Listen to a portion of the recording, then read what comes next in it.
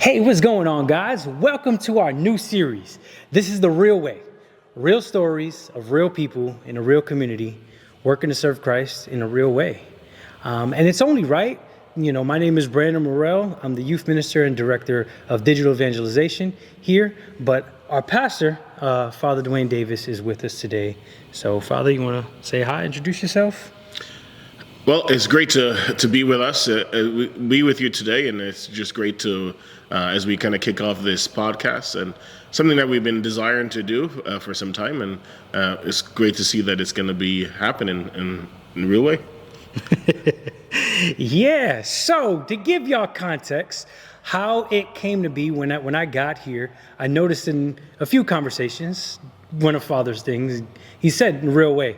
I'm like, actually, that's an interesting little phrase. And I'm like, actually, that's right.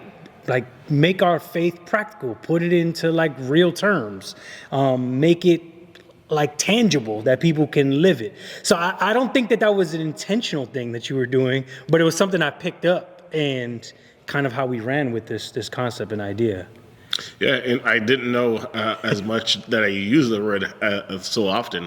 It's funny, sometimes when I work with young people, they always, find that catchphrase that is normally belong to you. And so, but I didn't really know that I use the word that often, but I guess I do it more than not. And then sometimes when I catch myself saying it, I'm like, uh-oh. But I don't, I don't think it's a bad thing. I think it's, again, and the reason why we're doing this podcast is to show and highlight there's so many things happening in this community of St. Thomas Aquinas and Our Lady Help of Christians that we want to show. Like, these are the people, these are the faces, these are the voices you're talking to when you call the phone. These are the stories behind those, just to kind of give real, because sometimes our faith, I think some people think it's like up in the clouds or it's out. And yeah, how can we make it practical and real for people? Yeah, I think that's a definitely a very important piece of what we try to do here as we come alive in the different ministries and organization is to make things as real as possible because that's where people are. You got to meet people where they are at, and then walk with them, journey with them, and isn't that what discipleship is, right? And all of Jesus met people where they were, and he walked with them, and then they eventually their lives were being transformed. But first you have to meet them where they are, walk with them, and then the transformation takes place. Right.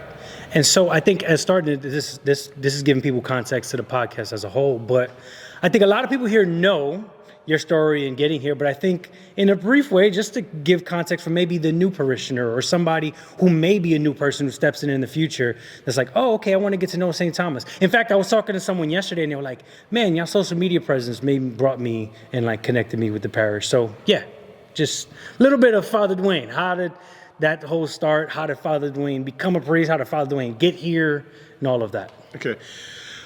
I'll try to keep it as short as possible, but I like to think of my whole journey as a journey of conversion. And so pretty much I was a Protestant. I come from a long line of Protestant pastors in my family, of Church of God Protestant pastors in our community. And my great-granduncle started a church in my community back in Jamaica, the country itself. But at the age of 10, I had this journey going to buy milk for my mother. And I met this wonderful lady, and we had this great conversation. We're going up the hill, and at the end, when I was reached the store, she kind of said to me, we want to visit my church, and I said, maybe next week. And so I visited the Catholic Church for the very first time. And that's where the journey of conversion began. So then I got baptized in the Catholic Church, received First Holy Communion, went home and told my parents, and especially my mom, that I want to be Catholic and I'm going to become Catholic, and I became Catholic. At that point, my mom seemed to be really excited about it because I was one of the only young person in the family going to church. And people would say things like, once you recognize the Catholic Church is not the true church, then maybe you'd come back to the Protestant church, to the Church of God Church, so to speak. But then I think conversion continually happened over the years. Then I remember Father Louis Grenier, our parish priest at the time, preached a homily on Matthew 25, verses 30 and following. And that homily really convicted me. And one of the questions he said to us at the end of the homily was, if Christ was to come today, would you be on the side of the sheep or the goat? And if not, whatever it is, you need to think about it and go home and think about it if you're not ready, if Christ was to come today. And I went home and thought about it, and the first time I ever thought about wanting to become a priest. Because I wanted to be a priest so that I could make sure that everybody becomes sheep. So I want to make sure everybody make it into heaven one day. And so that was really the beginning of that journey towards the priesthood. But as I said, my journey is really a journey to conversion. And each and every day, I convert in one way or the other, and to continue to follow the Lord. So that's really how the journey happened. I came to the United States when I was 12 to move to Jamaica, Queens. So from Jamaica to Jamaica.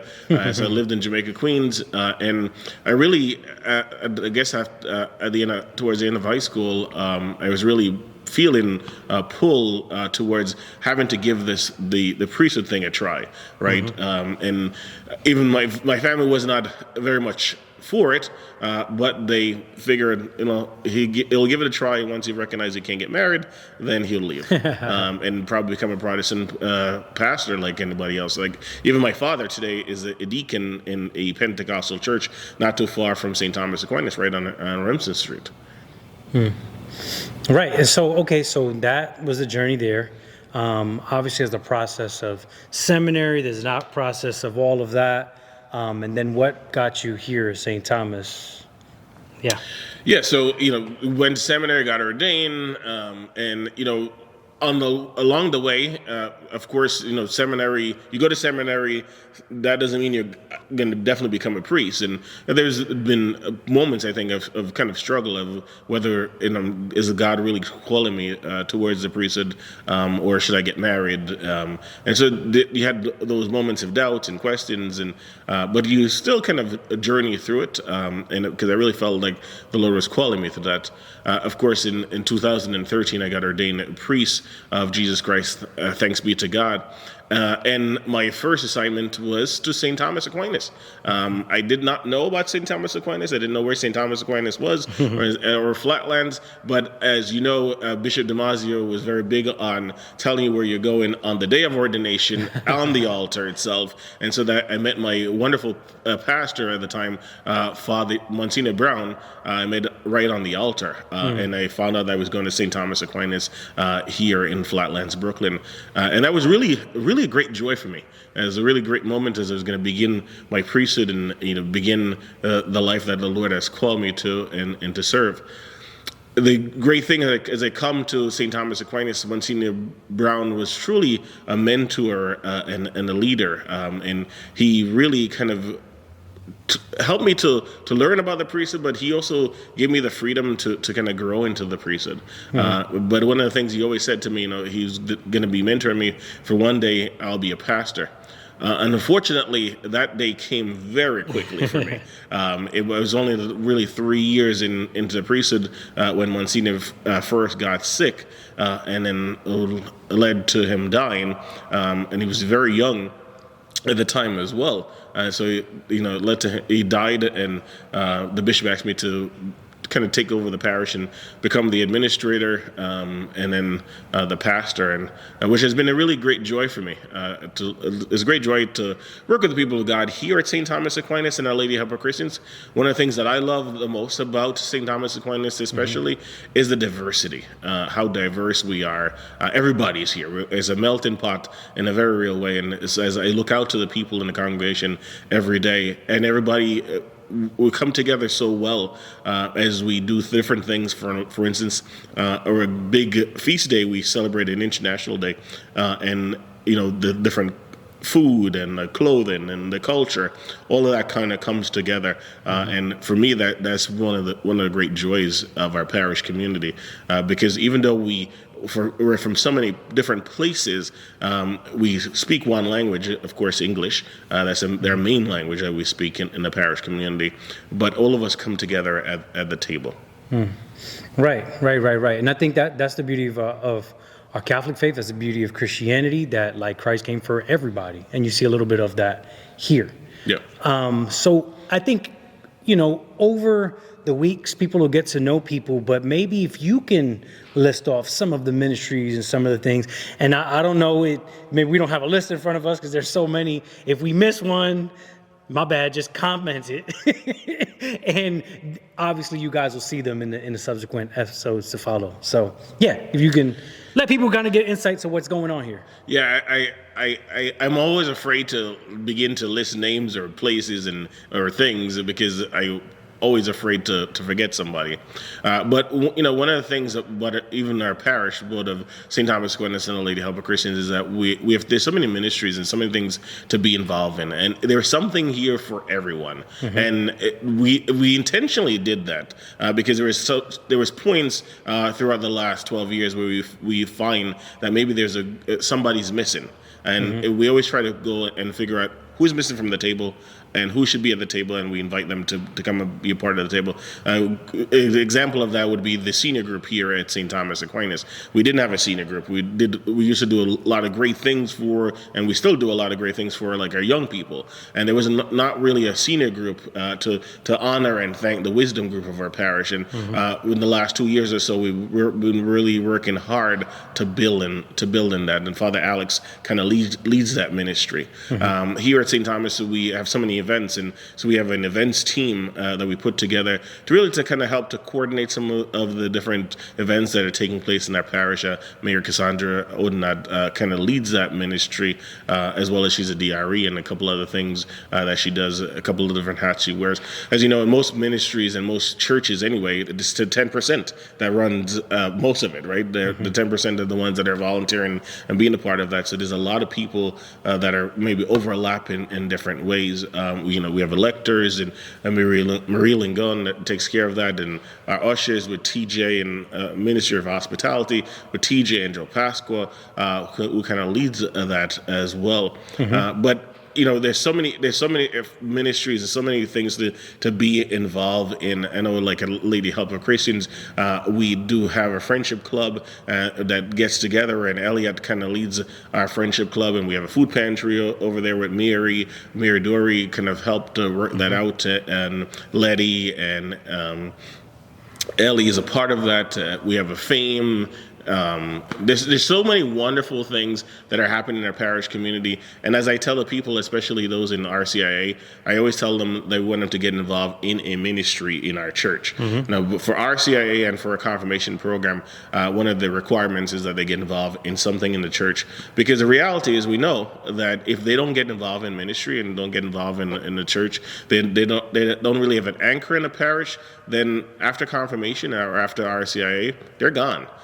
Because they're not connected. So the more we're connected into ministry and the things that are happening in our parish community, the more we become family, and the more likely we would be for us to stay. Yeah, no, I mean, building a real sense of community, a real sense of connectedness. People just kind of checking in and, building that fellowship amongst everybody as well. Yeah. I mean, is there any... I mean, this kind of gives a little bit of an overview, but I think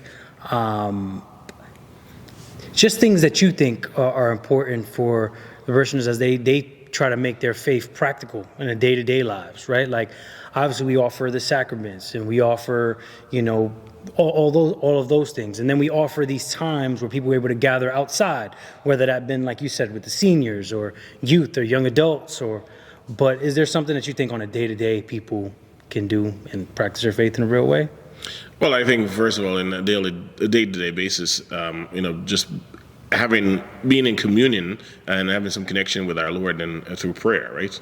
First and foremost, making sure that in the morning we pray, in the evening we pray, or even kind of getting together and looking at the daily readings. And that's something, simple ways that we can kind of connect with God and make sure that we're maintaining that relationship. I know here in our parish community on Sundays especially, we do a really good job with that. We have a Spanish faith sharing group and a English faith sharing group. And as you know, religious education only happens on Sunday, and the kids go off to religious education. Sometimes parents will sit in the car, but the faith sharing group has been a great addition as we've been working intentionally and building them, because then parents can get together and they can share their faith. It could be a reading that they're looking at, or looking at the Catechism of the Catholic Church. They can share their faith. They can have a little breakfast, and just kind of it's really a fun time. And I've gone there, and over the years they've become real families. They're celebrating each other's birthday, and there's cookies, there's cake, people bringing different dishes as they kind of share their own culture. Because again, once they get connected, they feel like family, and it becomes family in real ways. So I'm always grateful to God for that, and it doesn't just happen, right? It has to be intentional, and we want to make sure that people are intentional in the way that we build the community and support the community here, both at St. Thomas Aquinas and the Lady Help of Christians. So there's little ways in the weekends and through fellowships and faith sharing that we can kind of still be connected, and it doesn't cost us anything, and it's not that it's not more than like about an hour, 45 minutes to an hour, or even getting connected in our prayer group. So there's ways that we can do that. Yeah, and I think if I could backtrack for a second, sometimes, for when we say the daily readings, one of the things that people maybe some know, some don't, maybe many know, few don't, depending on where you are, where you're from. But the church lays out, every day there's daily mass, and there's these, you can go through the entire Bible. For those that don't know, we as Catholics go through the entire Bible in these 3-year cycles, right? And so you can do that. There's apps you can download, right? Like the Laudate app is one I know I use, that you can see the daily readings are, or you can go in, there's a couple other apps, I can't think of them off the top of my head. The USCCB is a quick and easy one. You go to USCCB and they have daily readings right there. Right. So it gives you, that's a quick and easy one too. Right. And then even like I said, on some of these apps, or if you go to the USCCB site, you're like, okay, pray in the morning, pray in the evening. What do I do? You can literally type in like morning prayer, evening prayer, things like that, and find out what that is. And if there's a way that we can assist you guys with that, this is why we're here. Like, contact the rectory, stop after mass, get connected to one of these groups, and we can kind of connect you in that way. So, yeah. And maybe there's the last thing to just say, one of the things that people always say to me is how welcoming our parish is and our community is. So it's good for us to just even stop a parishioner at the end of Mass and just kind of talk to them. One of the things I've been doing intentionally as a pastor is we invite all new parishioners to a cocktail hour, just to kind of get to know me and to get to know the parish community, and also to connect them to different ministries in the parish community. But oftentimes that's the number one thing, is they're always saying how warm and welcoming our parish community has been. Right. So any final thoughts for the first episode? We hope you guys check in. We pray that this maybe inspires you in doing some things, but any last thoughts as we...